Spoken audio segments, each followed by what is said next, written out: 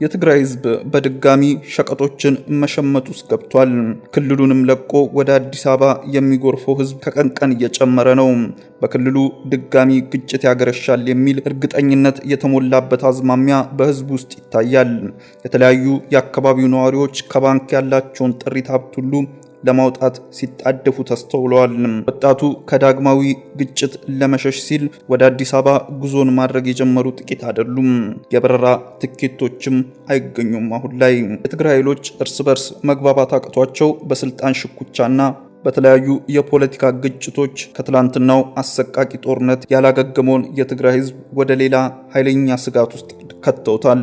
የትግራይ ህዝብ በድጋሚ ጦርነት ሊቀሰቀስ ይችላል የሚል ስጋት ውስጥ ገብቶ በኃይለኛ ፍራቻ ውስጥ እንደሚገኝ ታይቷል። በተለይም ከሰሞኑ ወታደራዊ ኃይሉ ለአንድ ወገን ያሳየው ወገንተኝነት ግጭቱን የበለጠ ሊያባብሰው የሚችል ሌላ ምክንያት እንደሆነም ብዙዎች ይናገራሉ። ሰላም ጤና ይስጥልኝ ውድ ኬሎ ሚዲያ ተከታታዮች፣ በዛሬው የሰሞኑን ኢትዮጵያ ፕሮግራማችን ወደ ትግራይ የተደቀነው የጦርነት ስጋት ምን እንደሚመስልና አሁን ላይ ያለው ሁኔታ እንዲሁም ሊከሰት ይችላል የተባለው የጦርነት ስጋት ምን እንደሚመስል ልናቀርብላችሁ እንዲህ ተሰናድተናል። ከፕሮግራም ጋር አብሬያችሁ ቆይታ የማደርገው እኔ አብዲስ አደፋር ነኝ። መልካም ቆይታም።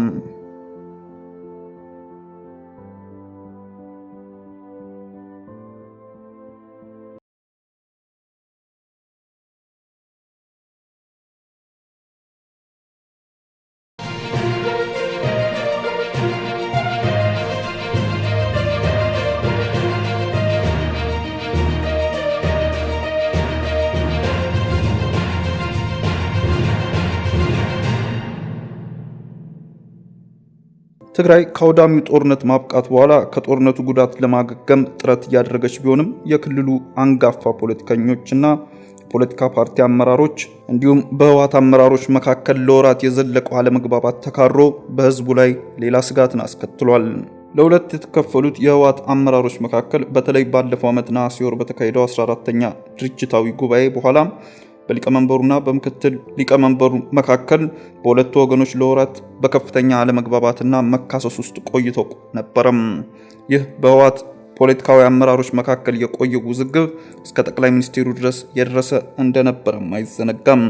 ነገር ግን ለወራት በገለልተኝነት የቆዩት የትግራይ ወታደራዊ አመራሮች አብዛኞቹ ባለፈው ሳምንት በደብረ ጽዮን ለሚመራው ወገን ድጋፍ መስጠታቸውን ተከትሎ በክልሉ ውስጥ ስጋት ተፈጥሯል። እነዚህ ወታደራዊ መኮንኖች ለህወሓት ሊቀመንበር የሚመራው የድርጅቱ ክፍል በምክትሉና በሌሎቹም አመራሮች እንዲሁም በምርጫ ቦርድ ተቀባይነት ያላገኘው ጠቅላላ ጉባኤ ውሳኔን በመደገፍ የክልሉ ጊዜያዊ አስተዳደር መልሶ እንዲዋቀርም ጠይቋል። ይህ የወታደራዊ አመራሮች ጥያቄ በአቶ ጌታቸው ረዳ ከሚመራው ጊዜያዊ አስተዳደር ፍጥጫ ውስጥ እንዲገባ ምክንያትም ሆኖታል። ይህንንም ተከትሎ በተለያዩ የክልሉ አካባቢዎች አንደኛውን ወገን በመቆምና ሌላኛውን በመደገፍ ሰልፎችም ተካሂደዋል።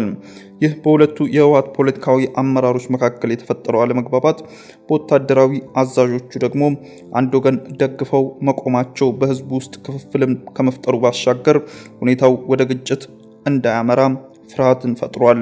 ባለመግባባቱ ከፖለቲከኞች አልፎ ወታደራዊ አመራሮቹም ወደ ግጭቱ መግባታቸው ሁኔታውን ወደ ግጭት ሊያመራ ይችላል በሚል ስጋት ውስጥ ከቷቸዋል። ከቀናት በፊት በደብረ ጽዮን ከሚመራው ቡድን የተላከ አንድ ግለሰብ ከ5 ታጣቂዎች ጋር በመሆን በመቀሌ ከተማ ከሚገኘው የኤፍኤም ሬዲዮ ጣቢያ ለመቆጣጠር ሙከራ ማድረጉም ይታወሳል። የወታደራዊ አመራሮቹ አቋም በተለያዩ ከተሞች የተካሄዱት የድጋፍና የተቃውሞ ሰልፎች ተደምረው ቀጣይ ሊከሰት የሚችለው ነገር ያሰጋቸው በርካታ የመቀሌ ከተማ ነዋሪዎችና በሌሎች የክልሉ አካባቢዎች ያሉ ነዋሪዎች ቅድመ ጥንቃቄን የሚመስሉ እርምጃን እየወሰዱ ታይተዋል። በዚህ ምክንያት በጦርነት የተዳከመውና የተሰላቸው የክልሉ ህዝብ ምን ሊከሰት ይችላል በሚል ስጋት እየታየበት ነው። በፖለቲከኞች አለመግባባት የተነሳ አቅም ያላቸው የመሰረታዊ ሸቀጦችን መሸመት፣ ባንክ ብር አውጥቶ መያዝ፣ አንዳንዶቹም ወደ አዲስ አበባ የመሄድ አዝማሚያዎች እየታዩባቸው መሆናቸውን ነዋሪዎች ለቢቢሲ ተናግረዋል። ካለፈው ሳምንት ጀምሮ በርካታ ሰዎች በባንክ ያላቸውን ገንዘብ በእጃቸው ለማድረግ በባንክ ቅርንጫፎች ላይ ረጃጅም ሰልፎች እየታዩ መሆናቸውን ቢቢሲ ያነጋገራቸው የመቀለ ከተማ ነዋሪዎች ገልጸዋል። ከባንኮችም ከፍተኛ መጠን ያለው ገንዘብ እየወጣ ሲሆን በዚህ ምክንያት ባንኮች ወጪ እንዲደረግ የፈቀዱትን 50 ሺህ ብር መጠን ወደ 10 ሺህ ብር ዝቅ ማድረጋቸው አንዳንድ ነዋሪዎች የተናገሩ ሲሆን ቢቢሲ ይህንን ለማረጋገጥ ሁለት ባንኮችን ቢጠይቅም ምላሽ ማግኘት እንዳልቻለ ተናግሯል። ለሁለት ዓመታት በተካሄደው ጦርነት ከፍተኛ ሁኔታ ተጎጂ የነበሩ ወጣቶች መሆናቸውም ይታወሳል። አሁንም በክልሉ ያለው ሁኔታ ያሰጋቸው ወጣቶች በብዛት ወደ አዲስ አበባ እንደሚሄዱ ቢቢሲ ያነጋገራቸው ሰዎች አመላክተዋል። ነዋሪዎቹ ለቅድመ ጥንቃቄ በሚል ባላቸው ገንዘብ የመሰረታዊ ፍጆታ ሸቀጦችን በመሸመት ላይ መሆናቸውን በእቃዎች ላይ ባለፉት ቀናት የዋጋ ጭማሪ መታየቱንም ገልጸዋል። ቢቢሲ ያነጋገራቸው የመቀሌ ነዋሪዎች የምኖረው ቀዳማይ ወያኔ አካባቢ ነው እና ምንም የተለየ ነገር አላየውም፣ ነገር ግን የዋጋ ጭማሪ አለ። ዘይት፣ ማካሮኒና ሌሎች ፍጆታዎችም እቃዎችም ከአምናው ጋር ሲነጻጸር ከ50 እስከ 60 ብር ጨምረዋል ስትል ተናግራለች። ነዋሪዎች በጦርነቱ ወቅት የነበረው የክልሉ መዘጋት ከቀሪው የሀገሪቱ ክፍሎች ሸቀጦች እንዳይገቡም በማድረግ ያስከተለውን ችግር በማስታወስ ተመሳሳይ ሁኔታ እንዳይገጥማቸው ሸቀጦችን እየሸመቱ መሆናቸውን ይናገራሉ። ነዋሪዋ አብዛኛው ሕዝብ ከእጅ ወደ አፍ የሆነ ኑሮ ስለሚኖር የሚያስፈልገውን ነገር ለመግዛት የሚያስችል ገንዘብ እንደሌላቸውና በባንክ ገንዘብ ያላቸውም ከ10 ሺህ ብር በላይ ማውጣት አለመቻላቸውን አመላክታለች። በአሁኑ ወቅት በተለያዩ የሀገሪቱ ክፍል ውስጥ እያጋጠመ ያለው የነዳጅ እጥረት በትግራይ ውስጥ መኖሩን ነዋሪዎቹ ይናገራሉ። በዚህ ምክንያት በነዳጅ እና በትራንስፖርት ዋጋ ላይ ከፍተኛ ጭማሪም ተስተውሏል። በተለይም በህወሓት አመራሮች መካከል በቆየው ውዝግብ ውስጥ ወታደራዊ መኮንኖች ከአንደኛው ወገን ጋር ቆመው መግለጫ መስጠታቸውን ተከትሎ ነዋሪው ስጋትና በአቅርቦት ዋጋ ላይ የሚታየው ንረትም ጨምሯል ይላል። ቤንዚን በሊትር 300 ብር ገብቷል። በዚህም ለአንድ ባጃጅ ጉዞ እንከፍል የነበረው 30 ብር አሁን 50 ብር ሆኗል ስትልም የመቀሌ ነዋሪዋ ከሳምንት በፊትና በኋላ የታየውን የዋጋ ጭማሪ በምሳሌ ታስረዳለች። ሌላዋ ነዋሪም በከተማዋ ነዳጅ የለም፣ ከሳምንት በፊት 15 ብር የነበረው ታክሲ ጉዞ አሁን 30 ብር ሆኖ እየከፈልን ነው በማለትም በአንዳንድ ቦታዎች ላይ የዋጋ ጭማሪ እጥፍ መሆኑንም ይገልጻሉ። አቅምና ገንዘብ ያለው ትግራይ ውስጥ መቆየት አይፈልግም። ከክልሉ የመውጣት እቅድ ነው ያለው። ብዙ ወጣቶች አዲስ አበባ እንሄዳለን እያሉ ነው። ወንድሞቼም ተመሳሳይ ነገርን ይነግሩኛል ስትል የተፈጠረውን ስጋት ነዋሪው ከክልሉ ለመውጣት እያሳየ ያለውን ተነሳሽነትም ትገልጻለች።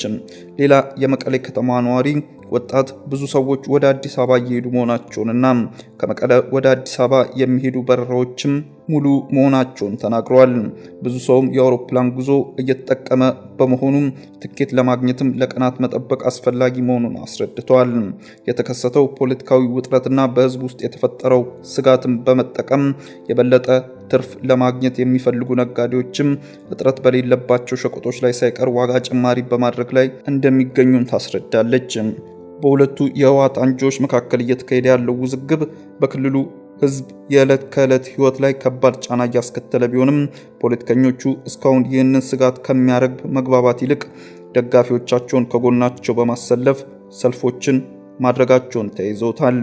የትግራይ ህዝብም ለዓመታት ያንን አሰቃቂ ጦርነትና መከራን ካሳለፈ በኋላ በፕሪቶሪያው የሰላም ስምምነት የመጣለትን የተኩስ አቁምና የግጭት መብረድን ተጠቅሞ ሲያሳልፍ ከነበረው መከራና ሰቆቃን ለማገገም እየሞከረ ባለበት ሰዓት እነዚህ ትላልቅ የህወሓት አመራሮችና ፖለቲከኞች ወደ አንድ ሀሳብ መጥቶ ለህዝቡ ጠቃሚ የሆነን ነገር ከማድረግ ይልቅ እርስ በርስ በሚገቡበት ግጭትና አለመግባባት የስልጣን ሽኩቻም ህዝቡ ዛሬም ወደ ጦርነት ልንገባ ይሆን የሚል ስጋት ተደቅኖበታል።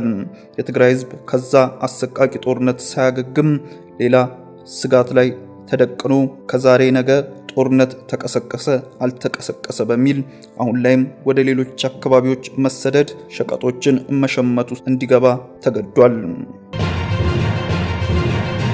ውድ ተመልካቾቻችን በዛሬው የሰሞኑን ኢትዮጵያ ፕሮግራማችን ይዘንላችሁ የቀረብነው መረጃ ይህን ይመስል ነበር። ከሌሎች የኬሎ ሚዲያ ፕሮግራሞች ጋር መልካም ቆይታም